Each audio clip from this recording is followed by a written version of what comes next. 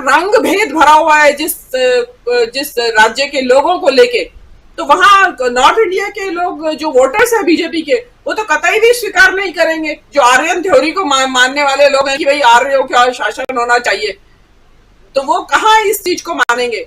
लेकिन उनका नैरेटिव चल रहा है, लोग, हम भी चर्चा कर रहे हैं और चर्चा की जानी भी जरूरी है ताकि आम दर्शकों को भी समझ में आए, जो इतिहास की है इनके जो स्कीमिंग्स है उनकी जानकारी नहीं रखते हैं।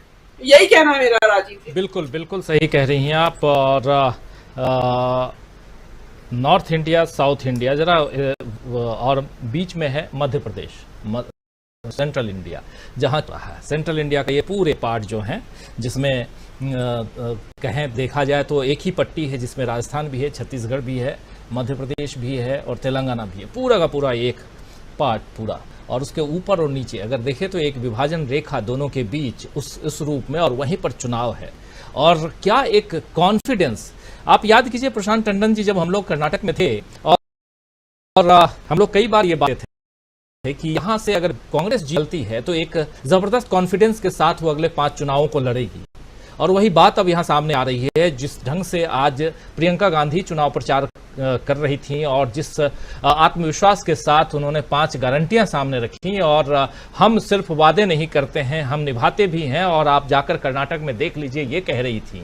और इससे साफ नजर आ रहा है कि अगला चुनाव बीजेपी के लिए बहुत भारी पड़ने वाला है। तो कर्नाटक फिर से एक रोल मॉडल के रूप में, और यहाँ पर मध्य प्रदेश अगर जीतती है, अभी थोड़ा सा दूसरे उसको भी हटा दें, मध्य प्रदेश, तो जो कर्नाटक की जो परिस्थितियां थी, बिल्कुल मध्य प्रदेश की वैसी परिस्थिति है।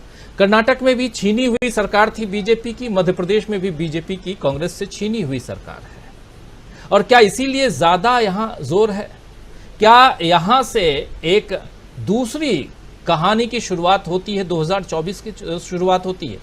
छत्तीसगढ़ और राजस्थान की तरफ जाने की जरूरत भी नहीं है, जा भी नहीं रहे हैं, लेकिन क्या मध्य प्रदेश 2024 का, कर्नाटक अगर इन 5 राज्यों का रोल मॉडल हो चुका है, तो मध्य प्रदेश 2024 का रोल मॉडल होने जा रहा है।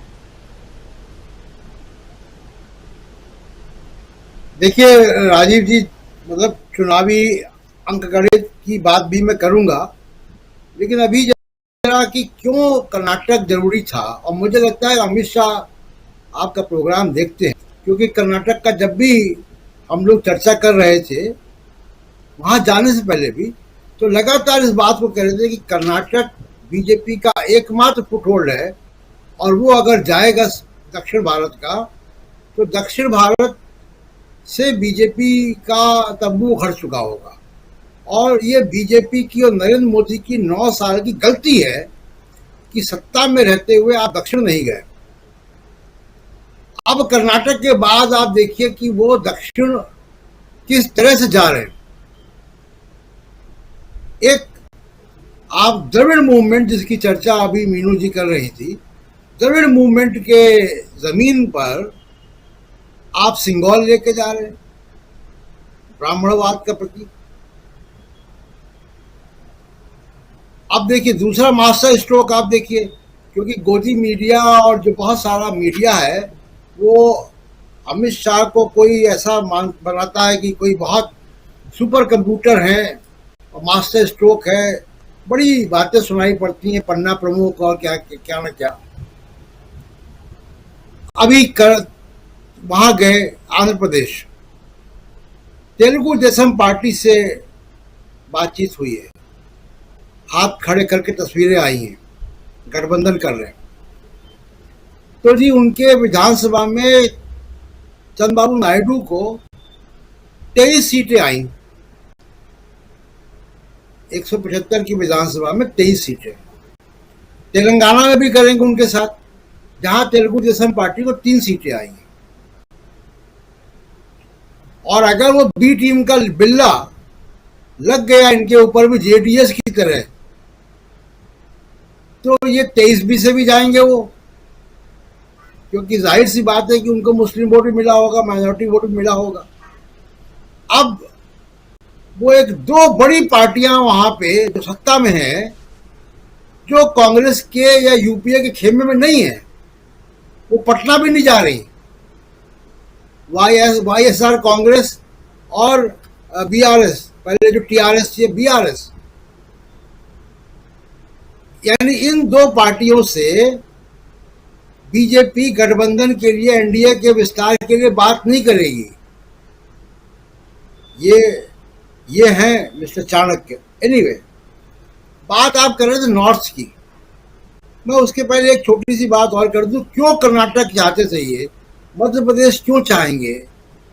देखिए, अभी सिंह साहब बात कर रहे थे पुलवामा की। इस वक्त कोई पुलवामा नहीं है। छोटे छोटे कॉन्फ्लिक्ट चाहिए।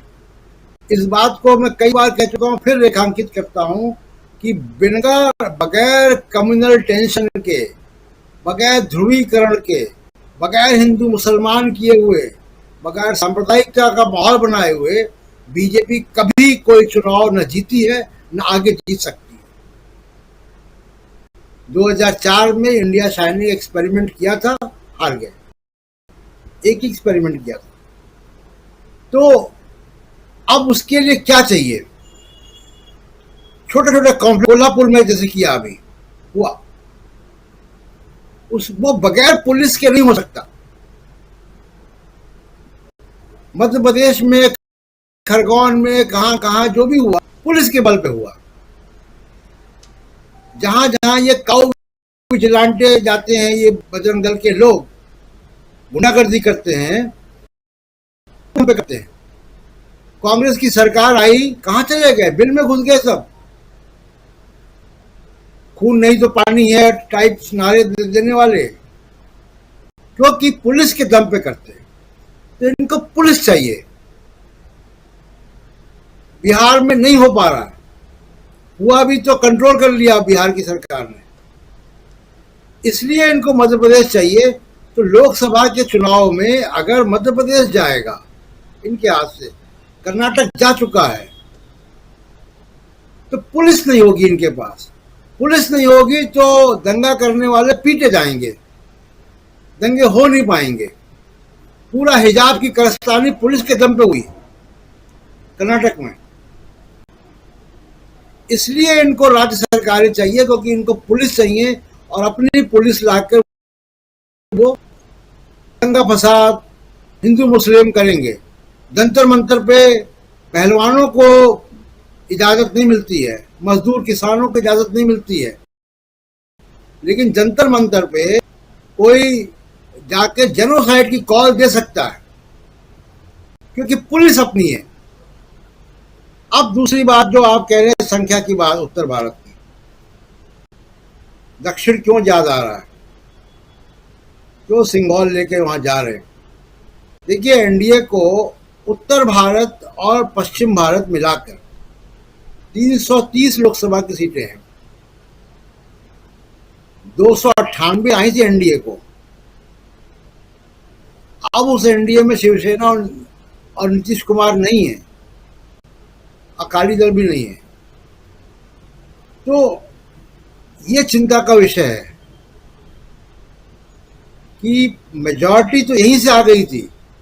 अगर यहाँ पे मध्य प्रदेश में गड़बड़ होगी, उत्तर प्रदेश में गड़बड़ होगी, बिहार में गड़बड़ होनी ही है क्योंकि गठबंधन है, झारखंड पूरी तरीके से आपके साथ नहीं है, राजस्थान अगर इधर उधर हो गया, हिमाचल है नहीं आपके पास, तो सरकारें नहीं हैं, तो लोकसभा का चुनाव मुश्किल होगा। इसलिए इनका जो 330 में से 298 का जो आंकड़ा वो नीचे जाएगा, तो उसकी भरपाई कहां से होगी?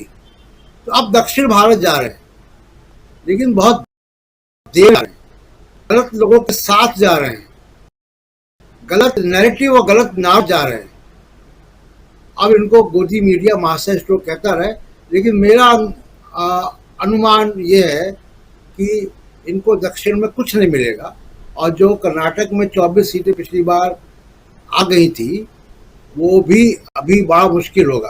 राजीव जी। जी बिल्कुल बिल्कुल।